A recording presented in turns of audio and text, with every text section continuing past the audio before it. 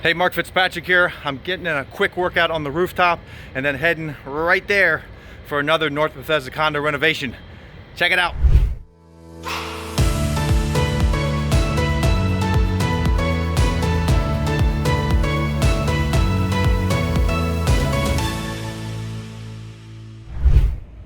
Hey, Mark Fitzpatrick here. We're at this ugly condo in a prime location. This is the second one we're doing here in this spot, and you can see the stuff is out. The stuff is out. The piano is out, the couch.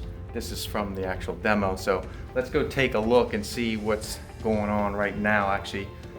So this is the second bathroom, and debating on a couple things in here with the tiles in there, but I will save that for another day. There's one thing I want to show you in the kitchen that we are going to do that I don't know if Kiko knows we're going to do, and that is demoed. So that'll be next. The big giant soaking tub, all the tiles and everything else.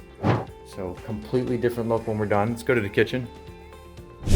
So right here, this needs to change because when you look at it, it just doesn't look right. This right here is not even. What I'm saying, the spot with the countertop comes off the dishwasher. So it's really a wasted space because this is an eat-in kitchen, but when you have this, you can't really fit in a table and chairs without being really, really cramped. So what we're gonna do is just take this countertop and not tuck it in those 4 inches. We're gonna bring it over and then bring it in.